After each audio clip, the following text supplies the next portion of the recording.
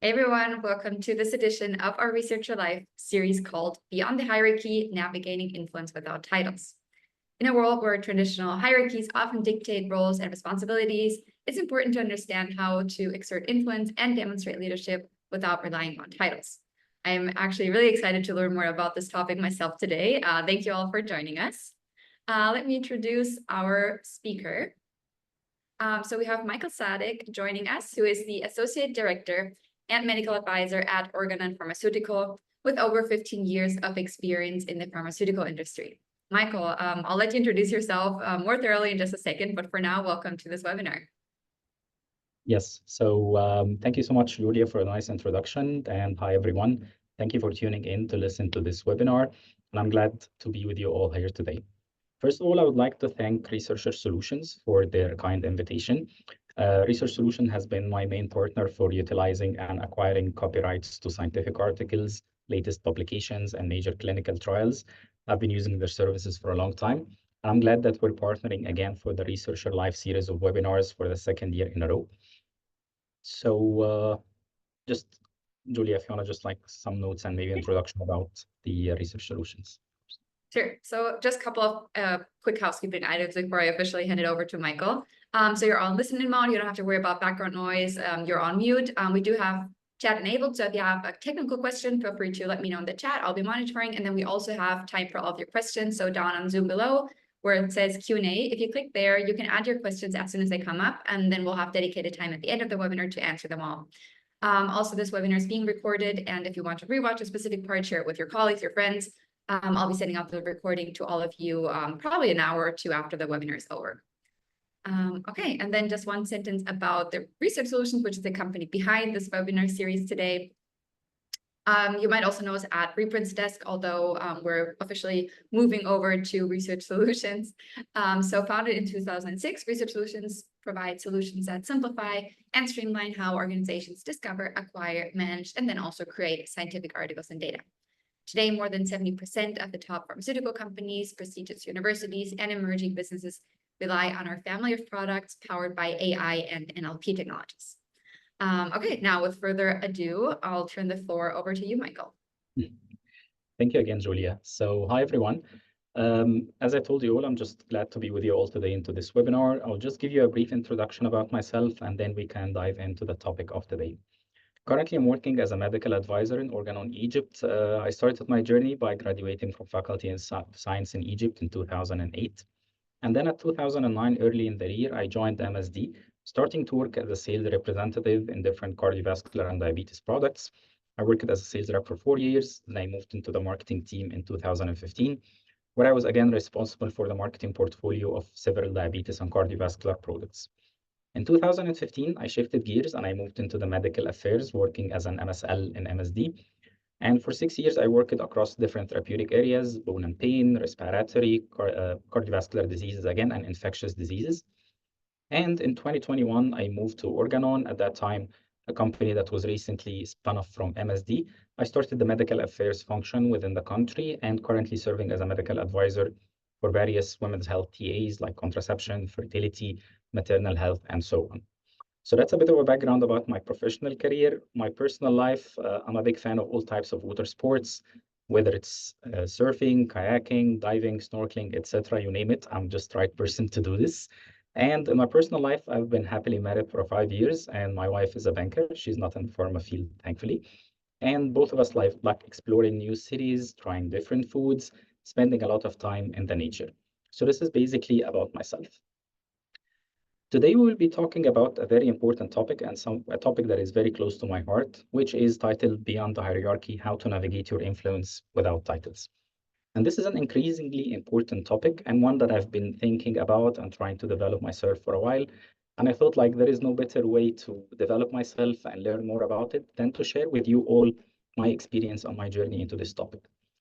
We all know that like the work complexities are increasing all the time. Work structures are becoming more dynamic, more interrelated with each other.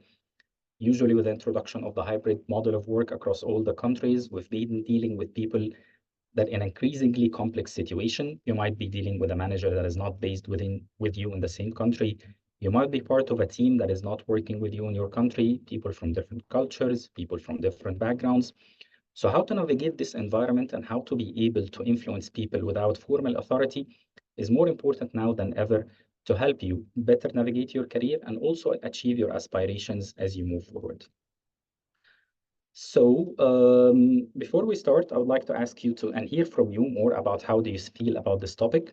So if you can scan this QR code that is in front of you on the screen, or basically just open any browser on your cell phone and type slido.com and enter the code shown below, because we'll be having various interactions across the meeting. So keep this browser window open at your side. Just scan the QR code or go to slido.com and enter the code that is shown below. And you will be landing on a page where like we're having Q&A and polls, and we will start just in a minute when you acquaint yourself and make yourself comfortable with the browser.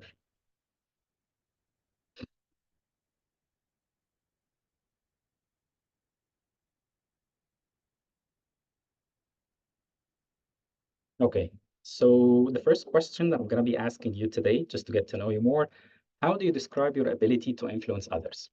So basically, some people will find that they are super influential, and if like I'm ever kidnapped in any kind of situation, I should call these people to negotiate myself on my release. Very good. You can convince me with things that I do not necessarily agree with, maybe things that I don't necessarily need to buy. You are the one to do this. Maybe you're neither good or bad. You're just like a regular person with regular influence, or you're struggling to make an impact, or like you just want to move to the next question. So just don't forget when you're submitting your answer, just click send so it appears in the screen. Okay. So we'll give it like maybe 30 seconds for you to talk more about it.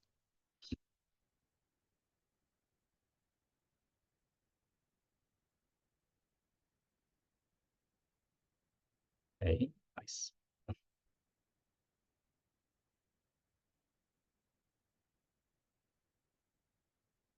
Okay, so I would see like almost half of the people in the room that they see themselves as neither good or bad.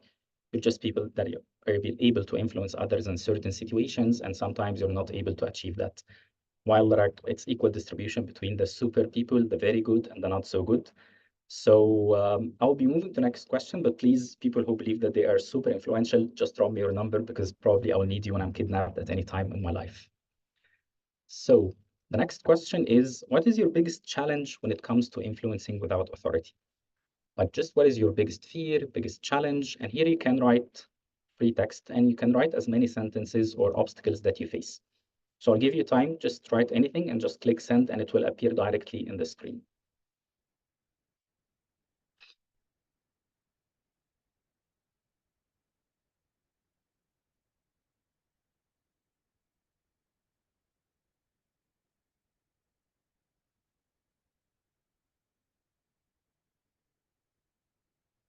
Okay. Someone is saying getting the attention of people with more authority. So basically people who are like higher up in the hierarchy than you. Consistency and to be authentic. Okay, some people are struggling to find a consistent pattern or a rhythm of influencing others. Different characters with different backgrounds, of course. We're dealing with different people all the time. Knowing that sometimes others are more likely to respond positively to those with a higher title. Okay, that's also nice. We all acknowledge that fact of life that maybe your title gives you more influence, but we're trying here to navigate how to influence without having this big title.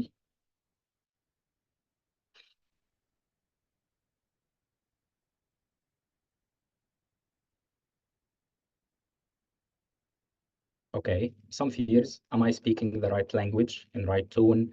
Is it even the right topic to influence? Okay, so these kind of like existential questions that we ask ourselves as we move forward with the idea or the process of influencing others. Okay.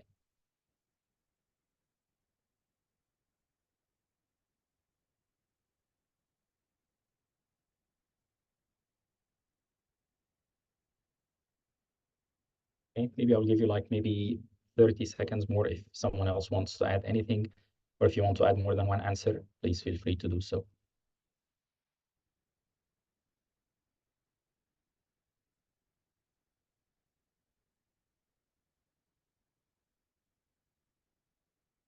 Okay. So thank you for sharing some of your inputs and some of your ideas. And personally, I see myself a lot resonating with what you've mentioned, sometimes facing the same fears, the same struggles, the same challenges that I'm as with you all. So today I will be talking to you about 8 practices to boost your influence. These are 8 things that I've personally accumulated and developed throughout my career, whether it is things that can shape your mindset, things that can make you to know yourself more and the others better, some calls for action, and some motivational things that can help you along the way. So I'll be sharing with you each one of those 8 practices, and then we can have some time for Q&A. And again, keep your Slido open because we're going to need it as we interact along the way. So I've organized these 8 thoughts and practices into 3 groups, as I told you.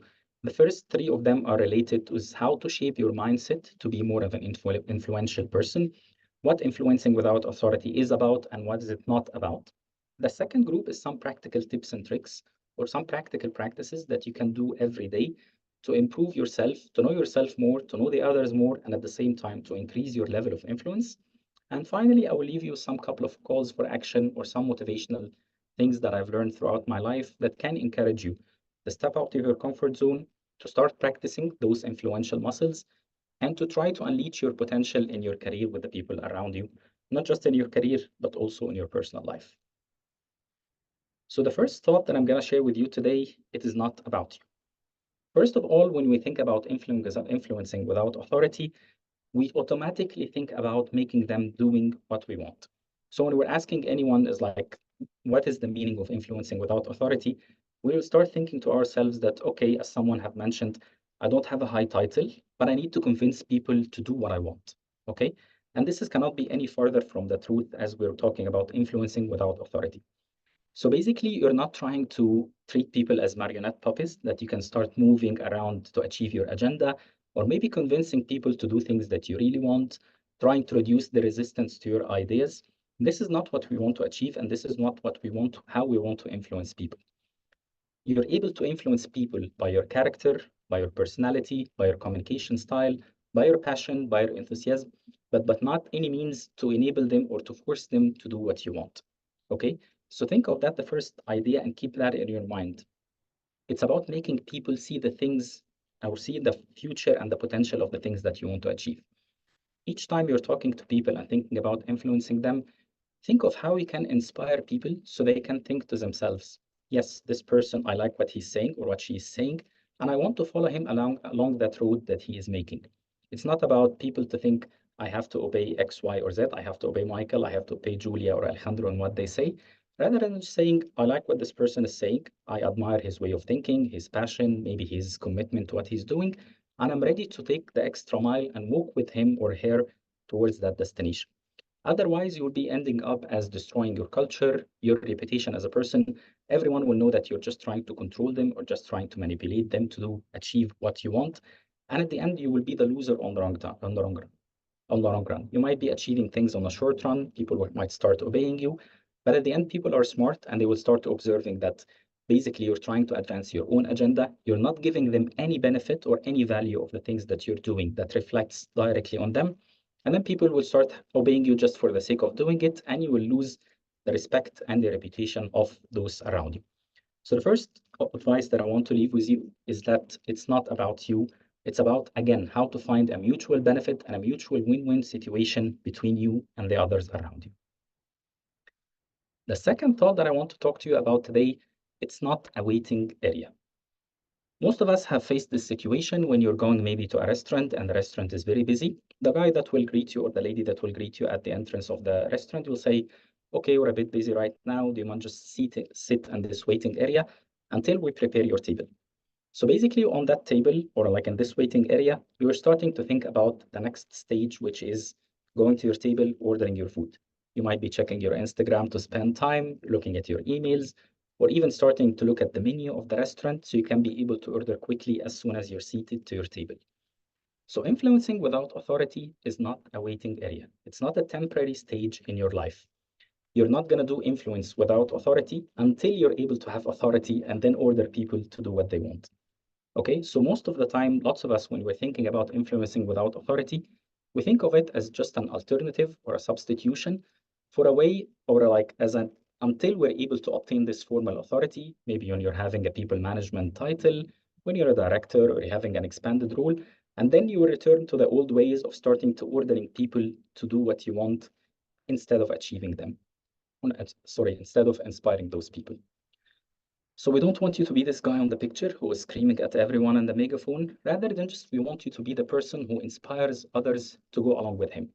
We've all had lots of managers during our careers, and we all can remember very vividly those who inspired us the most are the ones who basically tried to encourage us to move and get out of our comfort zone, those who realized our potential, our areas of development, those who gave us the autonomy to act and experiment and try new things without relying on their formal authority as managers, although they have all the right to do this. So basically, I want you to be this kind of person, the one who inspires others, who realizes the potential in those around you, who realizes the capabilities of yourself and the people around you. And I want you to be this person that practices influencing every single day in your career. It's not something that you will do now and then you will stop doing it when you're having your title or like your people management role. It's something that you have to practice every day, and you have to keep this as your lifestyle and as your working style as well.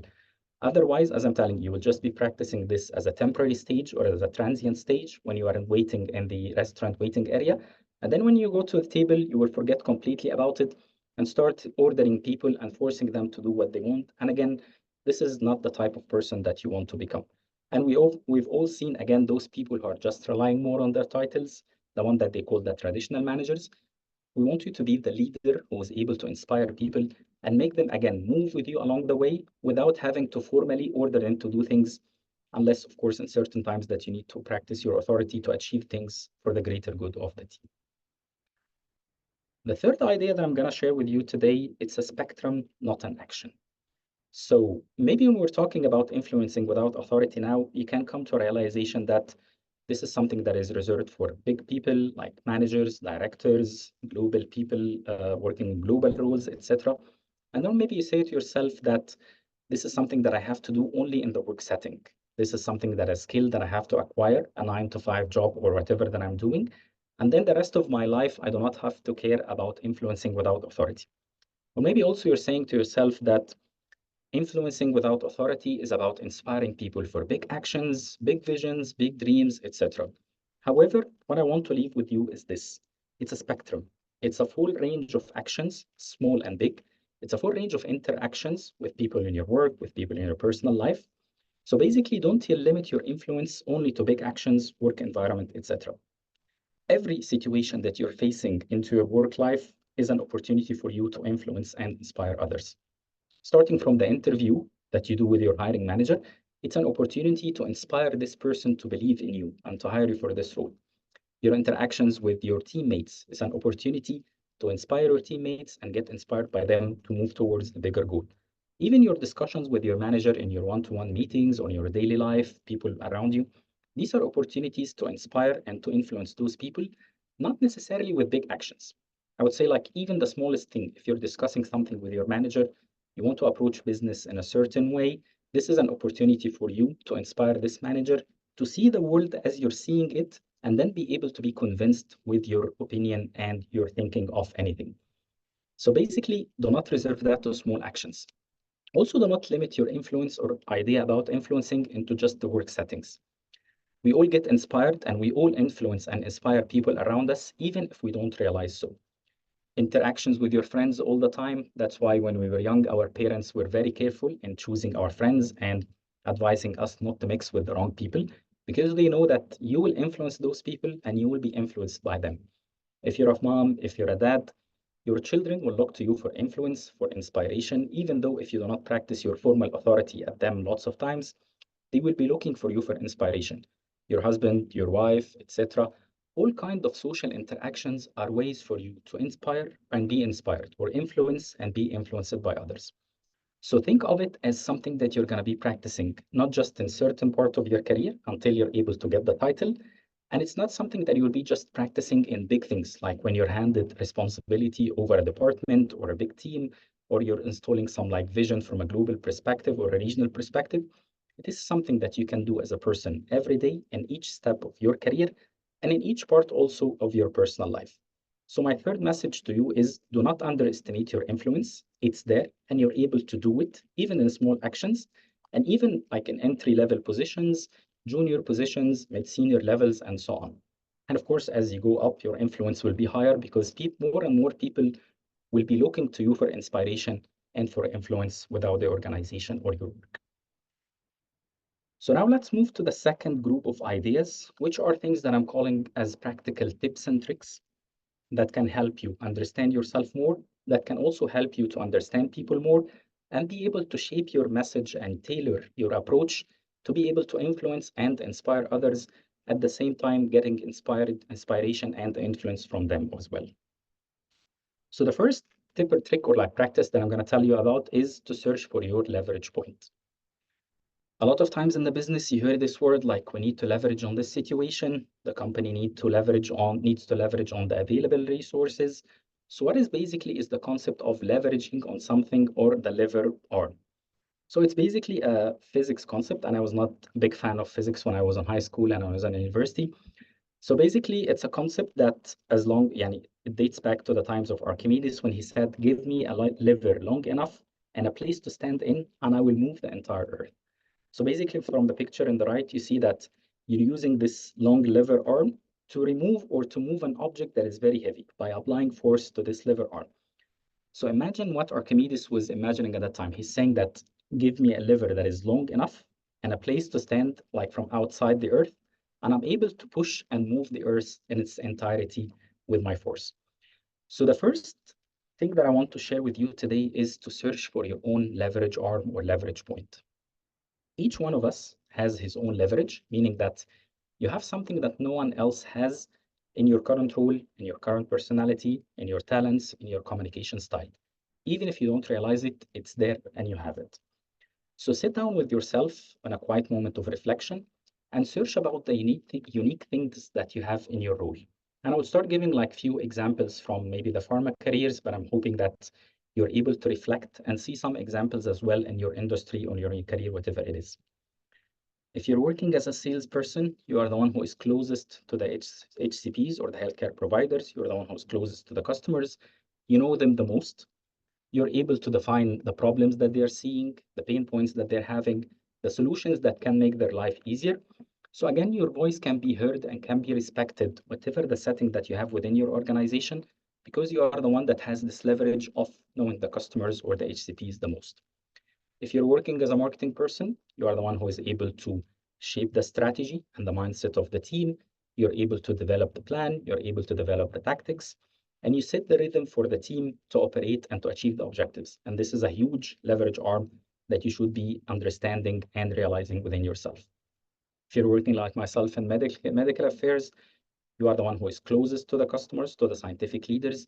You are the one who is able to bring the insights that can shape the strategy of your team, of the commercial colleagues, etc. So your role is very important within the organization. And here I'll borrow an example that I just read.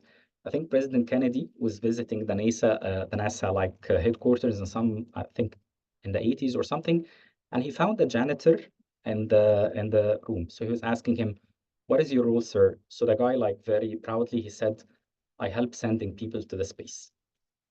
So the person that is working as a janitor, he's seeing his leverage and he's knowing that my contribution is important, not just to clean like the toilets or the place. I'm sending a man to the moon. So regardless of your function, regardless of your role, do not underestimate the leverage arm that you may have. If, for example, some people would say like the admin jobs are not like the attractive ones, but admin people can make your life easier or harder. You are the one who is able to push the boundaries, simplify some processes, make the lives of everyone easier and more able to work productively. So at the end, you can impact a pharma company if you're working in an admin position. And believe me, throughout my career, I've seen lots of people who realize this leverage arm that they have. People who are able to transition from like what you can call like small jobs or entry-level jobs into things that are more influential, into roles that are higher up in the hierarchy, when they realize their leverage arm and they worked on it extensively. And remember from this picture that you're seeing, the longer the lever that you have, the heavier the object that you're able to move. This is what Archimedes was saying. Give me a lever long enough and I can move the entire earth. So as you become more able to search for your leverage and seize this leverage arm that you have, your level of influence will start to increase. Your voice will be more heard. People will listen to you because you really have something to say from your role and from your experience. And at the same time, you will be surprised by how many influences or how much your ability to influence people will increase when you start to realize where is your leverage arm and how are you able to act on it to influence people more. So the second practice that I will tell you is to discover your superpower and the powers of others around you. And for me, this was one of the most eye-opening exercises that I had like in the last 3 or 4 years, is how to understand myself better utilizing the tool that I'm going to share with you and the powers of others around you as well. So most of us at some point in our lives, we have taken a personality test, right? You found like you attended a workshop or you found something online and you started answering few questions. And according to those questions, you were given like the personality style of you or your communication style or your ability to communicate and to understand others and so on. So what I'm going to share with you now is something that is called the color credentials model. It is something that has built on the work of the Swiss psychiatrist Carl Jung. And it divides people into two aspects, whether being an introvert or an extrovert, and whether relying on thinking whether on feelings. And according to those two axes, you're having people that are categorized into 4 groups. People who are like in the ocean blue, or in the fiery red, in the field green, or in the sunny yellow types of personalities. So these are like just think of it as 4 modes of operating or 4 ways of communicating with others, of looking into things, and of behaving as a person. So these 4 modes exist in all of us with like certain percentages. Some people have like one mode that is more dominant than the others. Some others have like 2 dominant modes and the others in a lower percentages. But all of us have those 4, I would say, personalities or modes of operation within ourselves. And it depends on the situation that you're having, which side of your personality that you use to act or to influence and interact with others. So basically, let's look into some of the more detailed characteristics of those 4 types. So basically, the ocean blue people are the ones who are data-driven, technical, they have strong technical details. They are logical, they rely more on the logic in making decisions. They are the analytical ones. They are the ones who do not rely much on the feelings as much as they rely on the data. They are the ones who like take their time to analyze all the inputs that they have, gather all the necessary information before making a decision. And then we have the green people, or like those who would like to collaborate. Those are like the calm people who appreciate the human aspect of everything. They just prefer to be in harmony rather than being right. So we just have to be together and we appreciate the human part of ourselves. They rely more on the team values. They rely more on doing things in group settings. Then we have the fiery red people, or those who compete.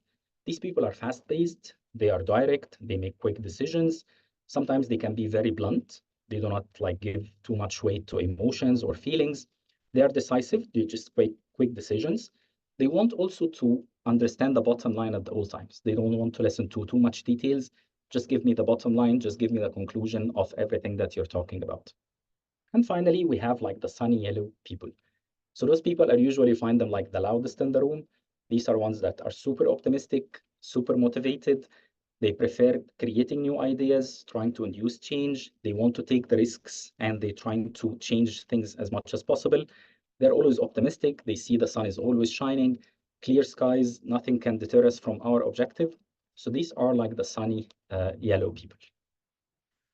So maybe I would encourage you, not necessarily in this session, but later on, think of yourself around those 4 domains or 4 modes of operating. What is your major or dominant way of operation in life? You can also find like some quick tools online if you want to take some kinds of those tests, and then it will help you identify yourself. So looking at those like brief characteristics that I've shared, where do you fit into those 4 quadrants? What is your like more dominant style of communicating, more dominant style of being and observing and interacting to things? And also think of those around you, like your managers, your peers, your teammates, people that you're meeting regularly. What is their more or their dominant communication style or behavioral style? And again, there is no right and wrong on all of those. We all have those 4 moods within us all the time. So there is no one personality type that is preferred in work, the others are not preferred. And at the same time, you can understand this from yourself and from others, observing the verbal and the non-verbal cues. So if someone is saying to you, I'm not too much into details, then you're starting to understand where this person might fall. I'm like much into doing things together. I believe in being optimistic all the time. These are like verbal cues that people can tell you. And also look for the nonverbal, like when you're interacting with people, what is the thing that brings their interest the most? When their tones start to shift when you're talking about something in a like seizing an opportunity or taking a risk, or when they like if you're talking about taking actions, quick actions to achieve something, if you're explaining an idea, going into technical details, or if you're talking about how to achieve harmony and balance within a team. And again, it's kind of a long time journey. It's not going to be achieved within just one interaction with the people that you're trying to influence, like your manager, your team peers, those around you, etc.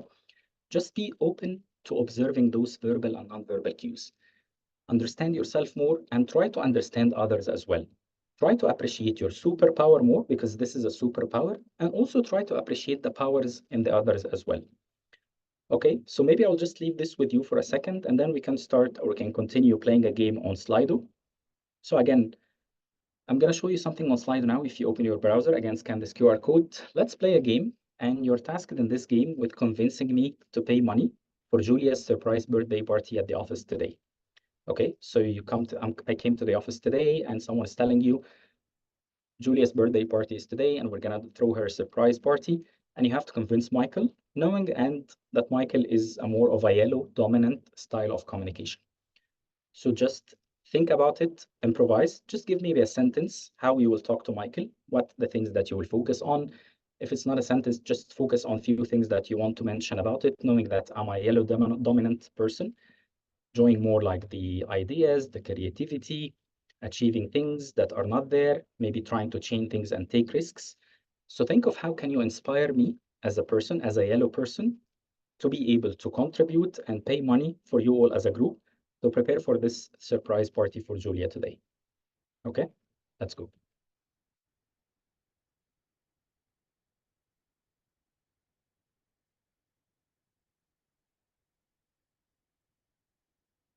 Just don't forget when you write an answer, click submit or send so it can appear on the screen for us.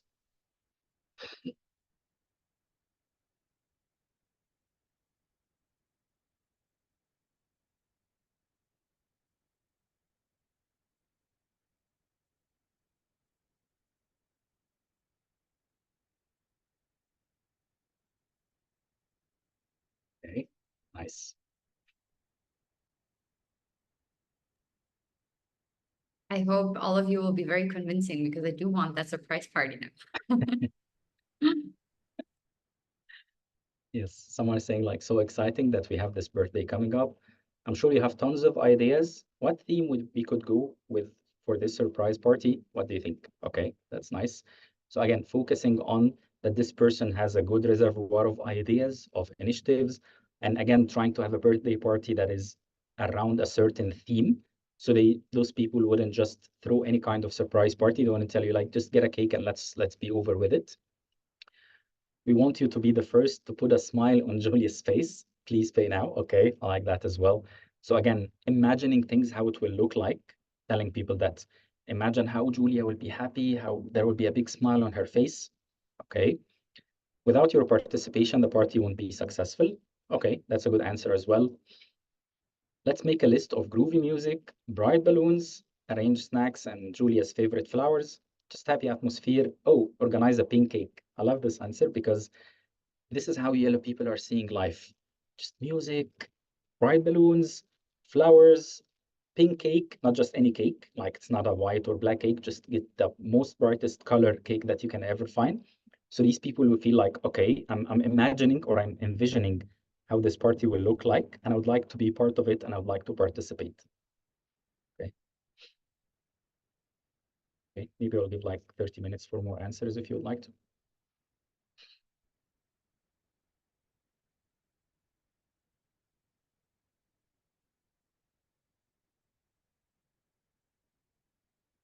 So now we will play the same game, but with a different personality style.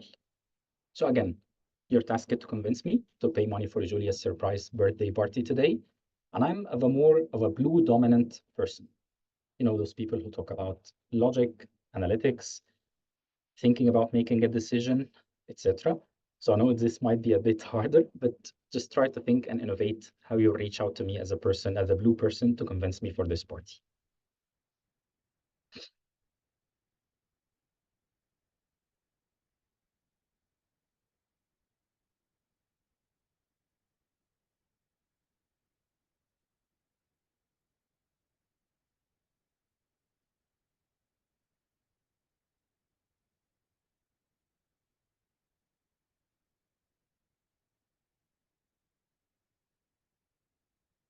Okay. So I know this might be a bit harder, but I'll just try to give you maybe some clues for it. Think about this person who would like to see systematic approach for things. So you're telling him that basically, you know, that we're holding regular birthday parties. Okay. After the last birthday party, we saw an increase in employee engagement and performance. Let's organize this party for Julia, have a good time, and make our team happy. Okay, that's like a logical approach, reflecting back on the success that we have, making me, okay, so thinking that this is an organized thing that we're doing all the time. It has a big impact on the team, so let's do it again. As part of our corporate culture building efforts, we're celebrating Julia's birthday, and your contribution will be appreciated. Okay, that's a good approach as well, giving me the idea that this is a system. This is something that has been there for a long while, and I'd like to be part of it. Let's organize the party for Julia as we do for all our colleagues. Yes, we plan to collect money in advance, so we have time to organize, giving me a plan, giving me that this is something that is done on a regular basis for everyone. Your involvement would mean a lot to everyone, and your special and unique approach would really elevate the party. Okay, that's something also convincing that you have a technical expertise in organizing parties. You are the one who throws the best parties for everyone. Use specific times and detailed actions along with assigned responsibilities. Yes, that's very nice. Telling me that, okay, I'm gonna take this amount of money from you. This someone will bring the cake, this someone will bring the flowers. So your role is just to do this and that. Again, that's a very good approach. Please let us first make a list of who is interested in contributing, how much is the costing for each item. Please keep within the budget, do not exceed. Yes, this is also nice, telling us that there are like rules of doing a birthday party. We just don't throw it out of the blue. So basically, we're having this. We know that the cake will cost around this much, and like the party or the flowers will cost around that much. Will cost around that much. So we need you to contribute with your fair share, just like everyone else. So that will be more logic for this kind of person to think about. Nice. That's very nice. So, okay, now that we are able to understand yourself a bit more and you're able to understand how others are influenced or inspired more, I would advise you strongly to just keep playing the seesaw all the time. Okay. So as a young kid, you've definitely played the seesaw swing. I think that most of us have done.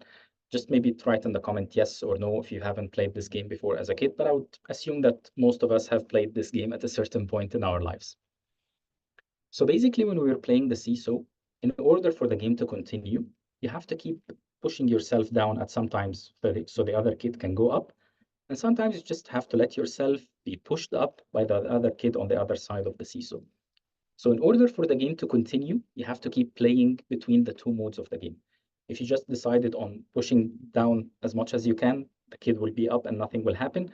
If you just decided to give up and not play, you will be just on the top and then nothing will happen. So always try to play with your personality style and the styles of the others. This is very important when you're trying to influence people. Most of the times we think that I know myself, I know how I'm able to communicate, I know my strengths, my areas of development. So whenever I'm communicating with people, I will communicate with my style all the time. And this is not correct because people would like to be inspired the way they would like to be inspired or how their personality would perceive things. You're seeing the world not just only from your point of view, but from the point of views of the others. So you always have to keep playing between those two different styles. I know this might be a difficult lesson, and personally, I'm trying to learn and accommodate that. Maybe I'll share with you like a few examples. My dominant colors are blue, then green and yellow on the same level, and then red would be the lowest. And I worked with a manager that is highly red and then highly yellow, I would say in some cases.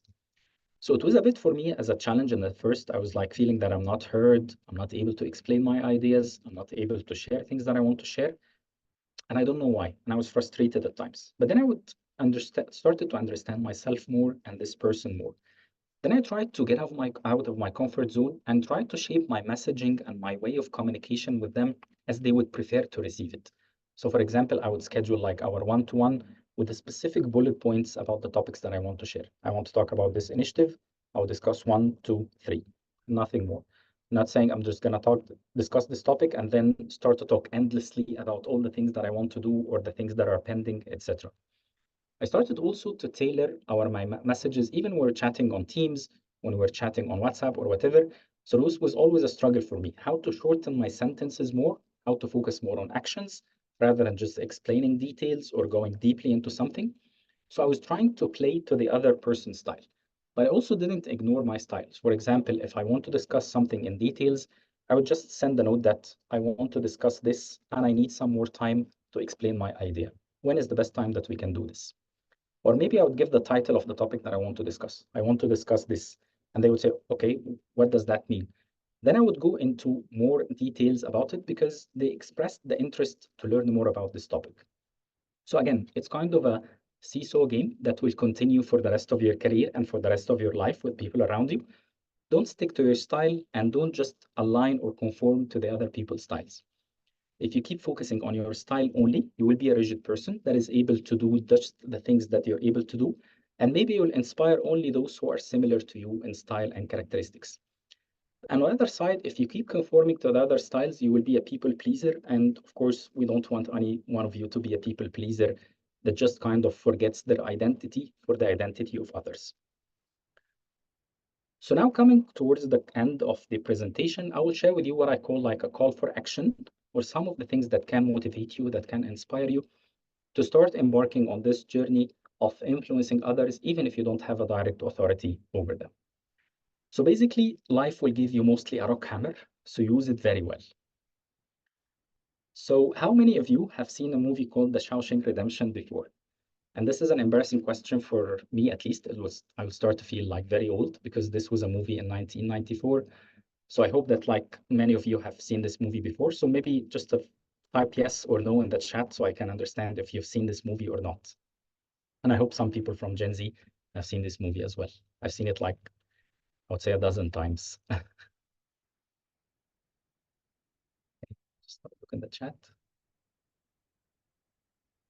Okay. Yes, yes. So it, I love it. Oh, nice. I'm happy that there are people who have seen this movie so that I don't feel like very old. Okay, so for those who have not seen the movie, in The Shawshank Redemption, Tim Robbins on the left, who is portraying a character called Andy DeFries, is accused of killing his wife, a crime that he basically did not commit. And he's sent to a prison called the Shawshank, which is one of the toughest prisons in the US, with practically zero chances of escaping the prison. So during the movie, Tim Robbins or Andy DeFries asks Morgan Freeman to bring him a rock hammer, which is like a very small hammer that he uses to shape rocks into chess items because he loves to play chess. So towards the end of the movie, you discover that Tim Robbins or Andy DeFries was successfully able to escape from the Shawshank prison, utilizing only this rock hammer to dig a tunnel from his cell towards the outside or towards the exterior of the prison. So each time at night, Tim Robbins or Andy DeFries would use this rock hammer that you see on the right side that he used to hide in the Bible, as you see here, that he made a place for it to hide it in the Bible. And each time at night, he would just start digging up his tunnel or his way to freedom. And hold your breath, he started to do this process and continued doing it for around 20 years. Then he was able to escape successfully from the Shawshank prison. And here on the right side, you see like the tunnel that he was able to create for himself and how he's able to crawl through this tunnel into freedom.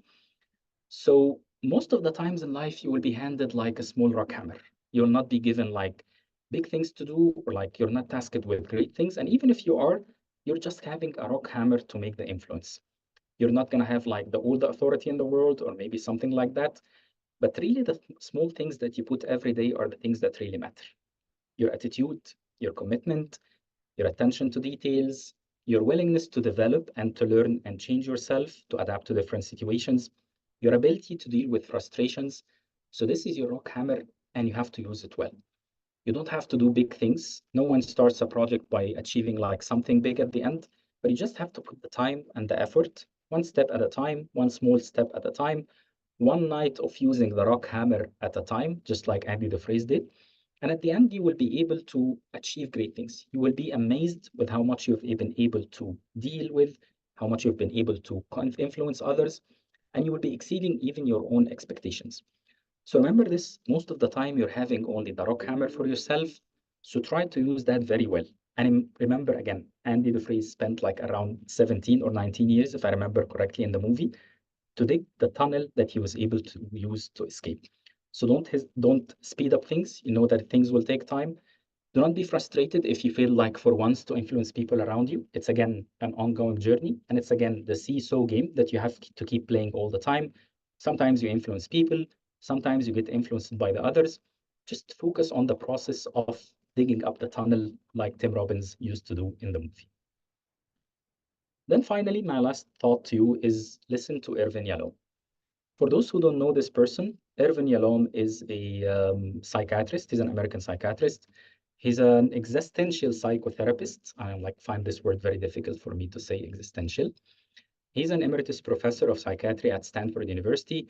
He has various books about psychology, fiction, and nonfiction.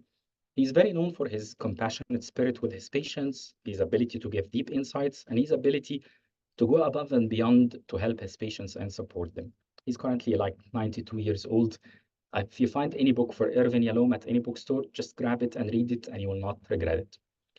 So Irvin Yalom was talking basically about dealing with people who feel that they have not fulfilled their potential, who are not able to achieve many things in life, and they are frustrated or having some sort of anxiety of not being able to realize their potential. So in one of his books, which is called Staring at the Sun, he was saying this very strong and profound paragraph.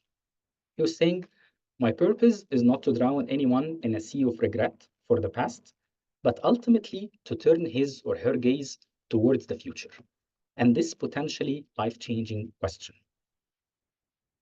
What can you do now in your life so that 1 year or 5 years from now, you won't look back and have similar dismay about the new regrets that you have accumulated?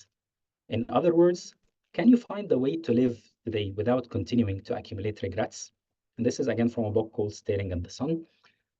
So basically, my question or my encouragement to you today, if you're fearing of starting to practice your influence, if you're seeing things that are holding you back and you're trying to surrender or saying, okay, maybe I'm not able to influence people enough, imagine what will happen 1 year from now or 5 years from now if you keep doing the same things that you're doing today. If you're not able to face the fears, maybe get out of your comfort zone a little bit, maybe understand your superpower more, the superpowers of others, trying to tailor your approach between those two domains. What are the regrets that you're going to have 1 year from now or 5 years from now? So imagine now, like we're in June 2025. Would you look back on this past year and tell yourself, maybe I should have done this more. Maybe I should have tried to convince people more. Maybe I should have tried to influence them more. Or maybe I should have tried to utilize my abilities more. So if you're thinking now that 1 year from now you're not having any regrets, congratulations, you're on the wrong path. Please continue. But if you think to yourself that there is a change that I need to do today to my approach, there is a change that I need to do to my personality today, there is a new way of thinking that I should be adapting today so I can influence those around me, even if I don't have the title or the formal authority about them. Again, think of 1 year from now, 5 years from now, what would your life look like? What would your career look like if you don't take this step, if you don't take this chance and start exploring things outside of your comfort zone? So we talked today about the 8 practices that can boost your influence. Remember, it is not about you. Influencing others without authority is not about making them do what you want, rather than just finding a win-win situation where we can move all in a certain direction. It's not a waiting area. It's not an alternative to the formal authority. It's not a transient stage in your life where you're doing it just for doing it, like you're taking a medication that you don't like, until you have a formal authority, and then the world will witness a monster coming out of place. It is a spectrum, not a big action. Focus on the small things, focus on the daily interactions. It's not a 9 to 5 skill or a job. It's something that you do in your personal life, with your friends, with your family, and definitely in your work and your career. Search for your leverage point. Remember how Archimedes was able to predict that he can move the entire earth if he has a long enough lever. There is something unique within your role, within yourself, or within your capabilities. The longer you increase this lever, the more you're able to influence and increase your influence. Discover your superpower and the powers of others. Spend time to reflect on yourself, on the verbal and the non-verbal signals that people around you are giving, and always play the seesaw. Remember to alternate between your style and the styles of others. Finally, remember Andy Dufresne spending almost 20 years with a small rock hammer to dig his tunnel to freedom. Focus on the rock hammer that you're going to have, your attitude, your personality, your skills, your commitment, your passion. And finally, learn and listen to Irvin Yalom. What would your life look like in 1 year from now, 5 years from now? If you don't start exploring this, if you don't start practicing your influential muscles, how your life would look like 1 year or 5 years from now. So that brings me to the end of my presentation. Maybe I'll hand it over to Julia if we have any questions. Of course. Thank you so much, Michael. Wow, I feel like I've learned so much. And I hope that all the attendees today feel the same way. And I really want to read that book now. Okay, so let's open up for questions. Let's wait just a moment here. So if any questions come up, feel free to add them either in the chat or in the Q&A here right now. Maybe in the meanwhile, Michael, how can people be in touch with you? Yeah, of course, I can drop my work email in the chat here if anyone wants to reach to me specifically for anything. I get my energy from meeting people and new people all the time. So trust me, you're not a burden or something. Just drop me an email. Let's connect over a call, over Zoom or whatever, because I'm able to, I'd like to help people, to support them as much as possible. So yeah, definitely I'll drop my email now in the chat. Awesome. Yeah, so let's do that. And I'm also adding a link here just in case you're interested in additional content. We have quite a lot of webinars that we organize as a part of Research Solutions. Actually, ask me for it. We also have another Research Life episode that we did with Michael last year. So that was a great time too. Okay, so it looks like we don't have any questions. Michael, I saw that you added your email here. So yeah, everyone feel free to copy that email. Oh, I see a hand raised. Would you mind adding that in the chat or in the Q&A, please? Let's get to that before we end here.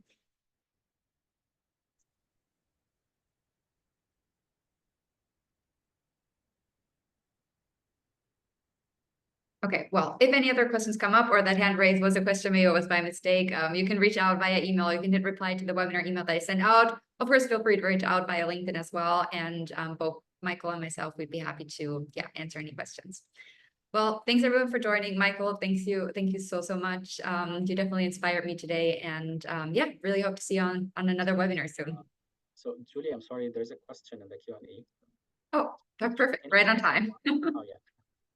Can you shed some light on executive communication and how to sharpen it? Okay, so definitely executive communication might be a bit of a scary topic for some people. You say that like you're dealing with people very high in the hierarchy. So again, I would just advise maybe understanding how more those people operate. Sometimes if I'm trying to communicate something from my level to these people, I would imagine that they see things the way that I do, or maybe just trying to focus on the small objective of what I'm doing. They would focus on the bigger picture. Maybe they would focus on the company's objectives, company's goals. So maybe if you're trying to shape your communication, find a way to relate what you're doing to the bigger world that they are seeing it from. So basically, if I'm working, for example, for Egypt, they do not need to know what am I doing specifically in Egypt, but rather they would be interested in what we're doing and how it is aligned with the company objectives, with the company goals, etc. Of course, you need to be meticulous because words, like even small words, can make a difference when communicating with people at the executive level. But again, it's something again that we learn along the journey. We learn along the way.